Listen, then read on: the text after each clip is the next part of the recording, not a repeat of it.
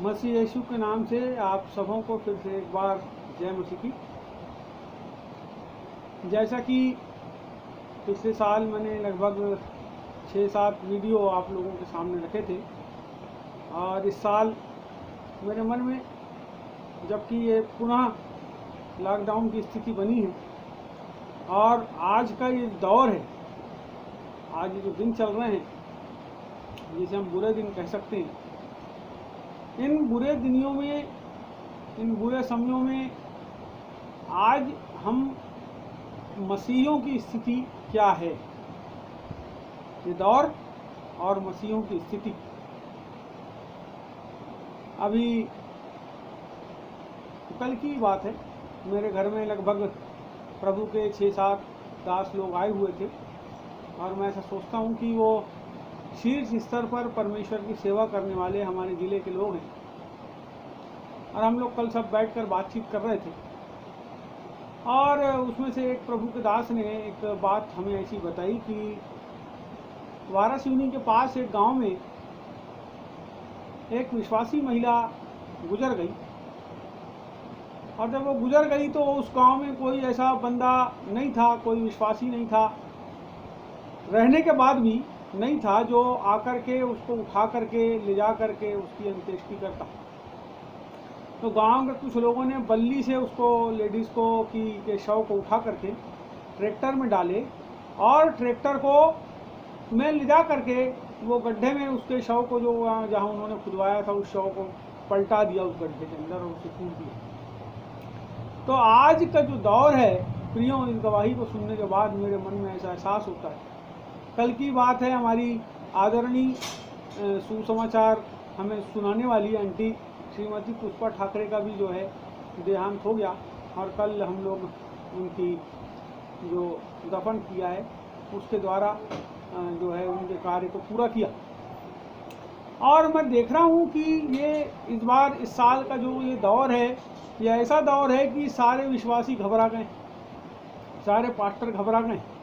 अभी मैं आपको परसों की बात बता रहा हूँ, एक रतन शेट्टी नाम का एक भाई था, जिसे पूरे ज़िले भर से लोग अपनी कलीसियाओं में बुलाते थे, क्योंकि वो भविष्यवाणी वगैरह करता था, लोगों को उत्साहित करने का कार्य करता था, और अपनी कलीसियाओं में बुला करके उसकी सेवाओं को लेते थे। यहाँ बालाघाट से 10 किलोमीटर दूर कनकी में रहने वाला वो भाई, और उसकी सेवाओं को लेते थे। लेकिन जब वो परसों के दिन मॉर्निंग में जब वो प्रभु में सो गया, तो मैं आपको बताना चाहता हूँ, वहाँ पे मात्र बालाघाट शहर के 2 पास्टर और बिशप आमोद सिंह गए, और उन्होंने उसको प्रार्थना के द्वारा जो है उसे मुक्ति दी। बहुत से लोग उसी क्षेत्र के आए, पास्टर लोग देख देख कर चले गए, लेकिन वापस कोई नहीं। लॉकडाउन है, धन्यवाद परमेश्वर का, हमारी सुरक्षा के लिए लॉकडाउन है, परंतु कम से कम 10 विश्वासी तो हो सकते हैं। गवर्नमेंट कहती है 20 लोग कम से कम आ सकते हैं, मैं कहता हूँ 10 विश्वासी तो हो सकते हैं। और स्थिति इतनी बुरी हो गई है कि ये वो पास्टर जो ज़िंदगी भर उन विश्वासियों के घर जाते हैं, उनसे सेवाएं लेते हैं, देते हैं एक अलग चीज़ है, लेकिन लेते भी हैं, उसके बाद भी उनके जीवन में जब वो दुखद समय होता है, उनके परिवार के लोगों के बीच में दुखद समय होता है, तो कोई वहाँ पर होता नहीं। और बड़ा जो है दुख इस बात का मेरे मन में लगा, और आप भी सुन रहे हैं, तो हो सकता है आप में से किसी का हृदय जो द्रवित है परमेश्वर के लिए, उसका हृदय भी दुखता हो। लेकिन अभी लोग कह रहे हैं कि यदि हम वहाँ गए और उनको कोई रोग है, कोई समस्या है, और वो मर गए, तो हम भी मर जाएंगे क्या? वो तो गया, क्या हम उसके साथ भी जाएं? फिर हमारे बाल बच्चों का क्या होगा? बिल्कुल सही बात है। आज सवेरे किसी बंदे ने ऐसा एक स्टेटस लिख के पहुंचाया, उसमें लिखा था, कोरोना वायरस इतना छोटा है, अदृश्य है, और जब वो इतने सारे लोगों के जीवन के अंदर काम कर सकता है, डरा सकता है, तो राई का जो दाना है वो तो काफ़ी बड़ा है। और यदि हम राई के दाने के बराबर भी विश्वास करते हैं, तो परमेश्वर हमारे द्वारा हमारे जीवन में, हमारे परिवार में, हमारे समाज में, हमारे मोहल्ले में अपने अद्भुत कामों को अंजाम दे सकता है। डर और विश्वास में बहुत फर्क है। जब एक व्यक्ति, जैसे मैं भी, आप भी और कोई सुनने वाले, जब हम प्रभु के पास आए, हमने जाने तो किसी रोग के डर के कारण, किसी दुष्टात्मा के डर के कारण, किसी बीमारी के डर के कारण, हम नरक में चले जाएंगे इस डर के कारण, हमने परमेश्वर के उस वचन को जाना, क्योंकि उसने हमें चुना था कि हम उसे जाने।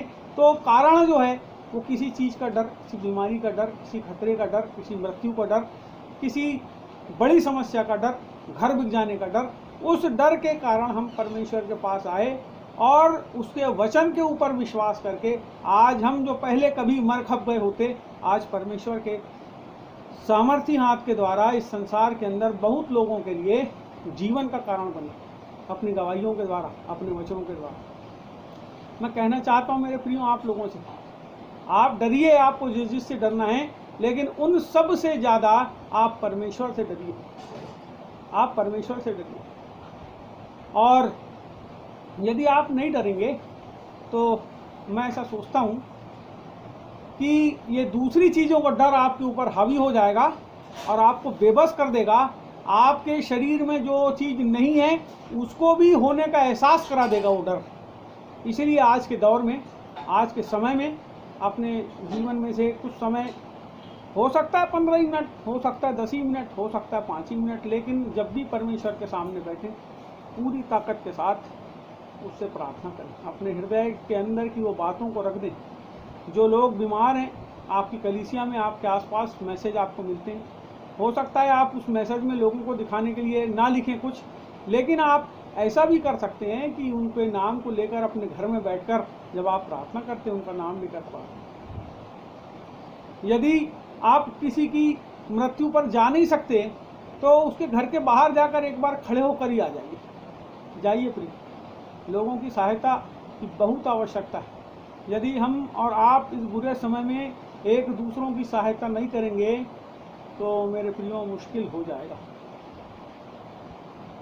आज एक अन्य जाति भाई से बात हो रही थी और उन्होंने मुझे बताया कि हमारे रिश्तेदार भी मर जा रहे हैं तो हम नहीं जा रहे हैं, हमारे बहुत घनिष्ठ लोग भी मर जा रहे हैं तो हम नहीं जा रहे हैं, और कहीं पे भी नहीं जा रहे हैं। मैंने कहा हाँ भाई साहब, हम लोग भी ऐसे ही कर रहे हैं, लेकिन कई जगह ऐसी होती है जो परमेश्वर के लोगों का स्थान होता है जहाँ हमें जाना ज़रूरी है, हमें वहाँ जाकर खड़े होना चाहिए।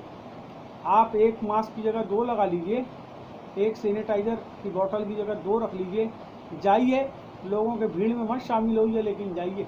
यदि आपको कुछ मदद करते बनती है तो मदद कर दीजिए। आज का दौर यही चाहता है। बाइबल कहती है जब तुम अंत का समय निकट देखो तो एक दूसरे के साथ मेल जोल ना छोड़, एक दूसरे से मिल जाना छोड़।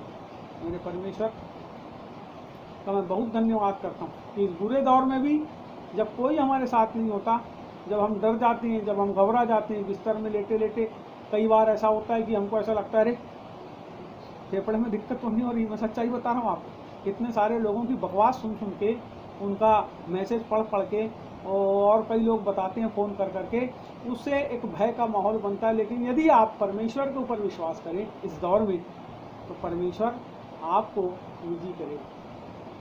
हो सकता है आपको कोई रोग होने वाला भी हो, लेकिन यदि आप उस रोग से डरने की बजाय परमेश्वर से डर जाएं, परमेश्वर से भय करें, तो वो रोग स्वतः आपके जीवन से दूर हो जाएगा। क्योंकि डर दूर होगा तो रोग स्वतः दूर हो जाएगा। डरे नहीं, परमेश्वर पर विश्वास करें और उसके पीछे चलने का संकल्प लें। ये समय मन फिराने का समय है, ये समय परमेश्वर के निकट आने का समय है। ये समय उन यीशु के छोटे से छोटे भाइयों की सहायता करने का समय है जो मत्ती रचित सुसमाचार 25 के अध्याय में। मेरे प्रियो, बहुत वचन ना बताते हुए मैं आपको से निवेदन करना चाहूँगा कि आप अपने लोगों की सहायता अपने क्षेत्रों में करें। दूसरी बात, मैंने एक चैनल बनाया था डॉक्टर सौरभ पंडुरिया के नाम से, उसमें लगभग 8 मेरे वीडियो हैं, और किसी कारणवश वो चैनल पुनः चालू, यानी ये जो मैं भी वीडियो आपके सामने रख रहा हूँ ये उसमें ना डालते हुए एक और उसी नाम से चैनल बनाया है जिसे मैंने डाला, मैं निवेदन करूंगा उन भाइयों और बहनों से जिन लोगों ने उस चैनल को सब्सक्राइब किया था। मैं चाहूँगा मेरे प्रियो, वो तो अब मैं चैनल चला नहीं पाऊँगा, लेकिन ये जो चैनल है जिसके माध्यम से मैं इस वीडियो को आपके सामने रख रहा हूँ, इसे आप लाइक करें, शेयर करें और सब्सक्राइब कर दें, तो मैं आपको और नए नए वीडियो के साथ मिलूँगा। आज के लिए बस इतना ही। Praise the lord. प्रभु आपको आशीष दे।